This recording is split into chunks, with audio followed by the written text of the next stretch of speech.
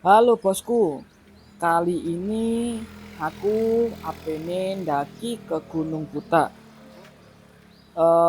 Pada saat itu ada rencana ke Gunung Arjuno, cuman pandemi COVID, itu semua gunung lagi ditutup. Nah, akhirnya putar balik langsung nang Gunung Buta. Gunung Buta ya aslinya juga tutup, cuman ada pos perizinan yang mengizinkan kita untuk naik. Banyak juga kok yang naik. Jadi kita nggak khawatir, cuman resiko ditanggung sendiri tanpa adanya asuransi dan pihak base camp nggak ikut bertanggung jawab. Oke, jadi di sini kita tanpa registrasi langsung aja naik ke atas karena juga masih tutup.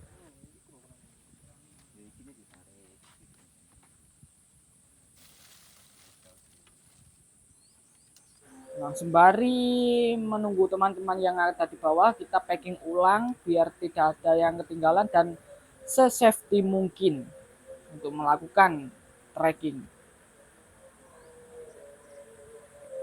Kita akan mengadakan pendakian ke Gunung Buta. Di sini kita berdoa. Oke, setelah melakukan doa bersama, kita langsung saja menuju pos 1. Trekking relatif landai, disuguhi dengan pemandangan perladangan warga. Let's go!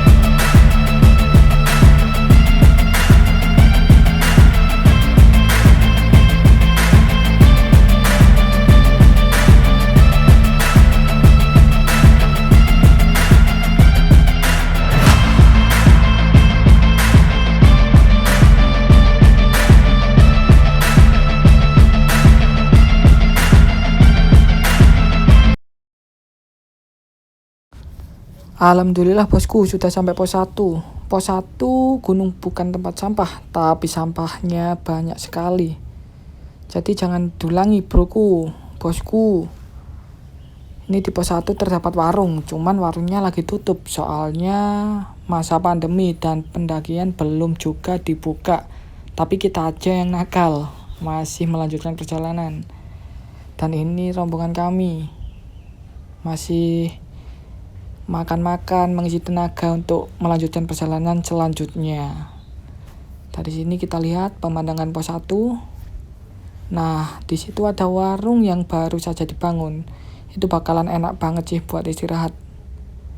Dan ini BTW ada 2 sumber air di Gunung Butak. Yang pertama di pos 1, yang kedua di savana. Enak banget, bisa buat gerojokan di savana. Oke, next. Kali ini kita mau perjalanan ke pos 2. Nah, disinilah awal mula kita tersesat.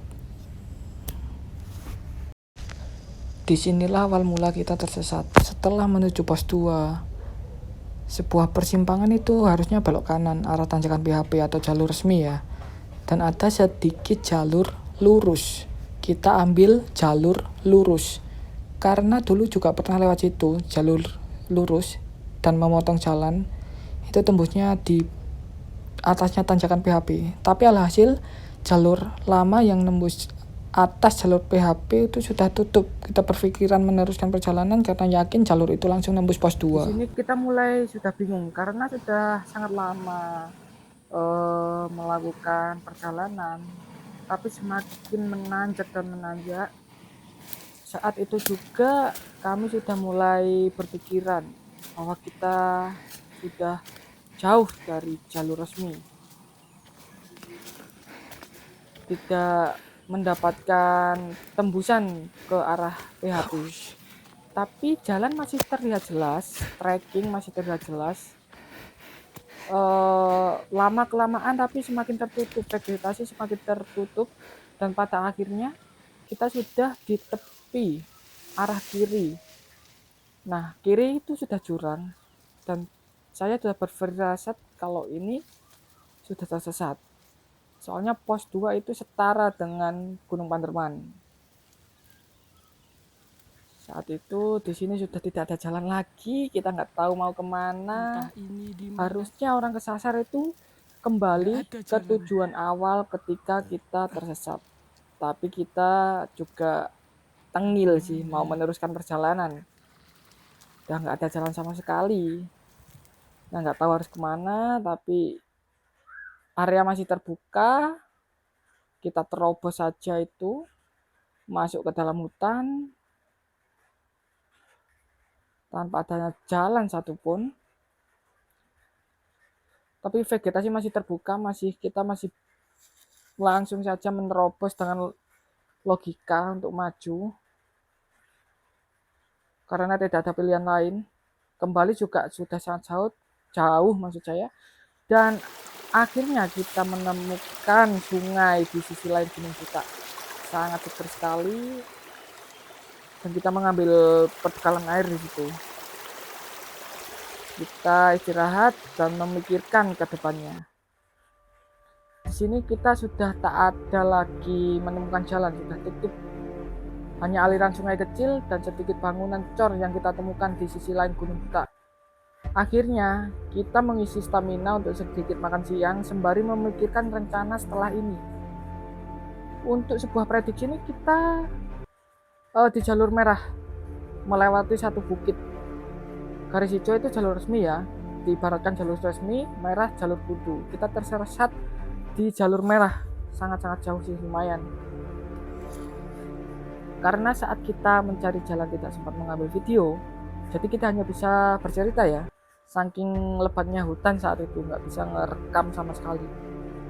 Oke, dari sini kita mulai. Anehnya, kita tidak merasa panik dan malah menikmati keaslian hutan Gunung Butak.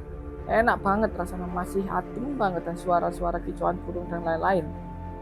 Setelah selesai sebat, kita memutuskan mencari jalan dan mengingat lagi bahwa kita terlalu ke kiri. Terus kita masih ingat bahwa puncak di arah barat. Alhasil keputusan memotong langsung ke arah kanan. Langsung saja memotong ke arah kanan kita. Nggak ada jalur sama sekali. Tanpa adanya jalan lagi, kita langsung mengarah ke kanan. Memotong jalan, langsung naik gitu. Hutannya full, penuh, lebat banget. Menaiki satu punggungan bukit. Menanjak hutan lebat, kita babat pakai tangan itu. Ranting-ranting duri pun kita babat pakai tangan. Karena pisau juga di tas rombongan kami satunya.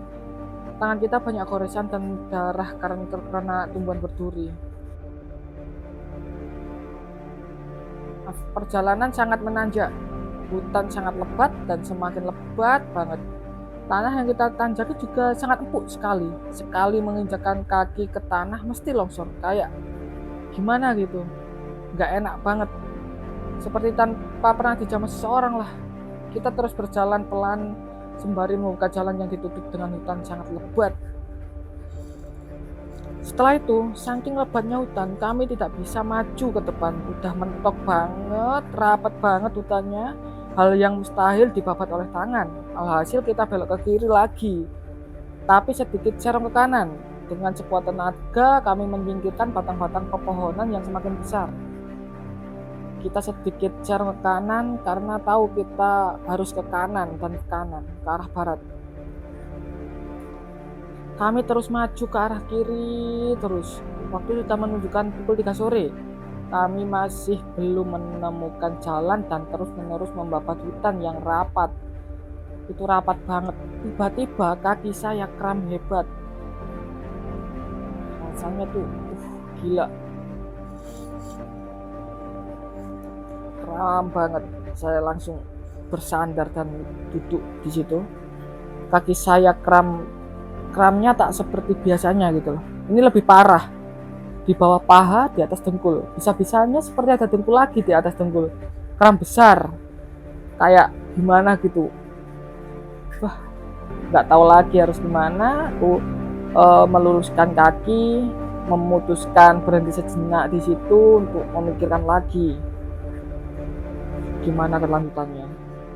Suasana yang tadinya tidak panik karena tersesat sekarang menjadi merasa sedikit panik karena kaki saya yang kram itu, karena sebelumnya nggak pernah kram separah ini gitu. Kayak bendung gede gitu, kayak besar gitu. Kita lumayan panik, ditambah jam sudah semakin sore, kaki saya juga belum mendingan di situ. Setelah kaki saya sudah bisa berjalan sedikit, tapi sedikit memaksakan ya, sudah agak mendingan, benjolan kram sudah juga lumayan hilang. Kami melanjutkan perjalanan karena untuk camp di tengah hutan sangat mustahil. Tidak adanya spot untuk tenda, benar-benar hutan nyel, nggak bisa dibabat. Tanah yang empuk juga, tidak adanya peralatan untuk babat alas, ditambah hewan-hewan yang mungkin menjadi ancaman bagi kami. Akhirnya kita melanjutkan membabat alas lagi, sudah terpaksa itu. Dan kita sudah menemui cahaya matahari, udah kayak vegetasi udah lumayan hilang. Spontan langsung semangat menghampiri. Ternyata masih nihil, jalan tetap buntu. Tetapi pohon-pohon dan vegetasi sudah mulai habis. Tersisa semak-semak yang tingginya kurang lebih 1,5 meter. Kami berpikir bahwa kita sudah di puncak punggungan bukit itu. Dan trek sudah mulai landai. Itu udah kayak di atas bukit gitu sih. Tapi semak belukarnya masih tinggi-tinggi banget gitu loh. Masih sangat rimbun sekali. Berulang kali menemukan cahaya, tetapi tetap sama. Ketika kita samperin hasilnya tetap sama. Hanya ada semak tinggi. Dan pada akhirnya kita sedikit merenung dan berpikir dan mengamati lagi. Akhirnya saya masih ingat. Betul. Di sekitar kita ada hutan lumut antara pos 2 menuju pos 3. Itu banyak banget. Saya ingat betul itu. Kayak pohon-pohonan hutan lumut. Bukannya sombong, tapi saya sudah 14 kali di Gunung Buta, masih saja kesasar. Emang nakal sih, coba-coba jalur. Tiba-tiba dari arah kiri terdengar suara jatuh, geduk gitu, dan mengarah ke kita seperti lari. Entah itu monyet atau babi hutan, bahkan kijang warnanya hitam soalnya. Kita spontan kaget dan berlari memasuki semak-semak tinggi tersebut. Langsung lari menuju ke arah barat. Udah nggak mikir apapun itu, langsung. Alhasil 30 menit setelah maju terus, semakin banyak hutan lumut lagi. Semakin yakin kita sudah masuk ke area pos 2 menuju arah pos 3. Udah semakin banyak hutan lumut di situ. Tapi tetap saja kita masih tersesat lah di situ. Dan pada akhirnya kita tembus hutan lumut antara pos 2 ke arah pos 3 di tengah-tengah. Kita sangat-sangat bersyukur bisa keluar hutan sebelum matahari terbenam dan dapat berjalan normal di trek resmi. Untuk kejadian tadi saya serahkan saja kepada Yang Maha Kuasa. Semuanya kita hanya bersyukur banget. kita adu tos, udah selamat di trek, nggak sampai malam lah kita di situ. Udah bersyukur banget, itu udah menunjukkan jam 4:30. Ini dia, kita langsung menuju pos 3. Udah ada pendaki juga dengan gores-goresan di tangan, di kaki semuanya. Bersyukur banget udah menemui pendaki dan kita masih hidup di situ. Padahal cuman tersesat 5 jam, tapi seperti kayak gila, lumayan sih buat cerita-cerita.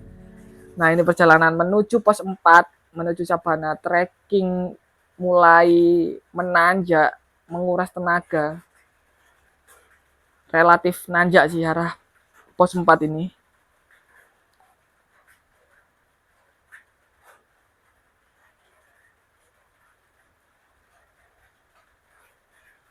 Semakin nanjak dan semakin nanjak, kita pelan-pelan, soalnya tenaga juga sudah dihabiskan di trek yang sangat menanjak, tersesat tadi di sini. Terus kita memasuki hutan pinus, sudah hampir surup ya, maghrib ini, kabut sudah mulai turun, seperti lumayan mencekam di sini. Kita cuman berdua. Disinilah trek terberat bagi saya di Gunung Buta, karena jalurnya sangat menanjak dan membosankan. Treknya ini terus, seperti kalau di Semeru seperti Cemoro Kandang ke Jambangan.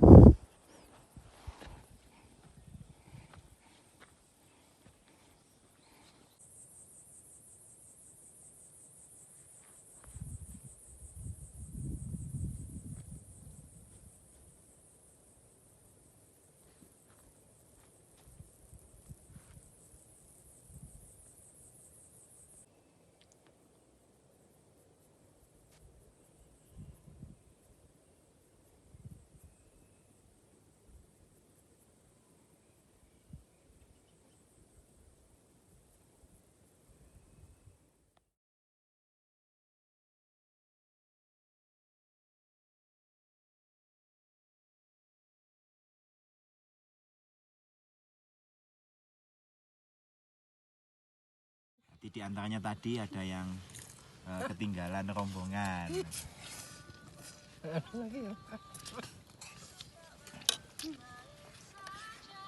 Kira-kira ketinggalan rombongan apa, Mas? Rombongan haji.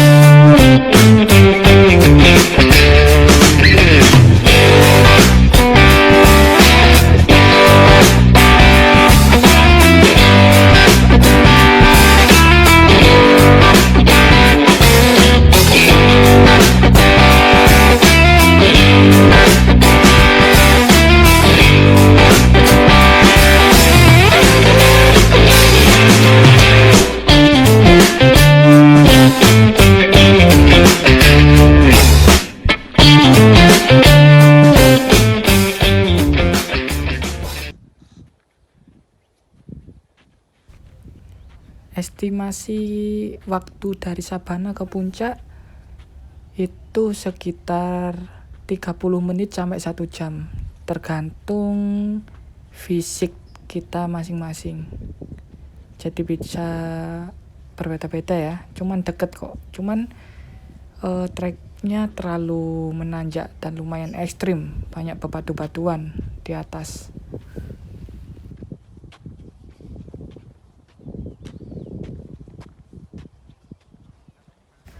Oke, kita lanjut saja muncak ke puncak Buta 2868 mdpl. Let's go.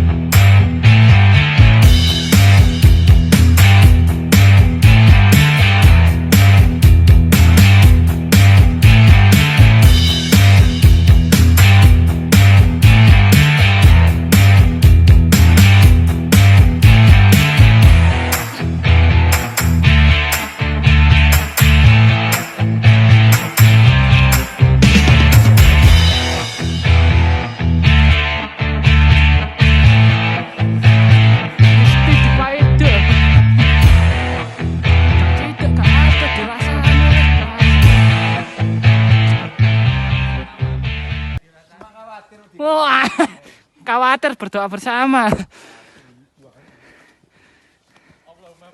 Oh, mau balik lana Rawi. Makan sama-sama. Ini trek jalur puncak, guys.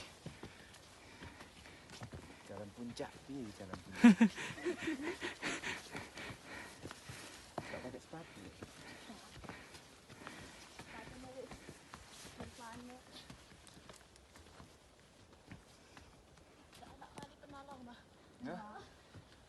Tali penolong.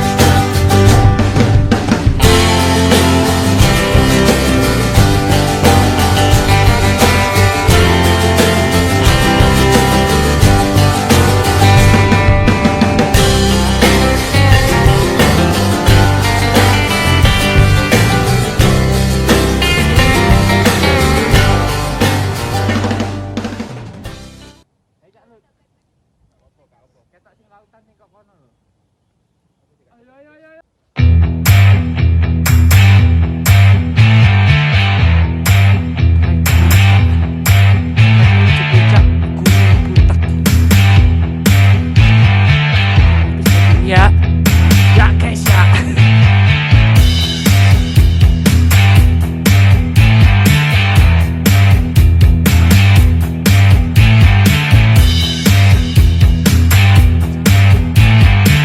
Lebih dekat.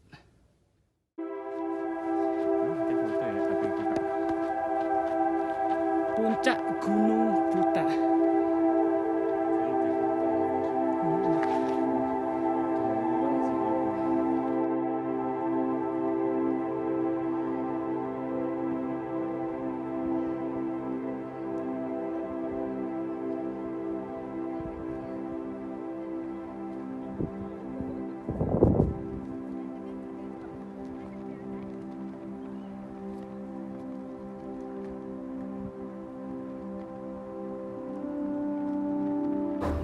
Jadi keinget kata-kata Mas Fiersa. Terkadang kita perlu sesekali tersesat, biar tahu siapa yang benar-benar sahabat. Dan juga kita tidak boleh meremehkan semesta, karena kondisi alam bisa berubah semaunya. Kita juga tidak boleh berharap lebih kepada manusia, karena berharap pada manusia hanya akan menyakiti diri kita. Gunung Butak bercerita.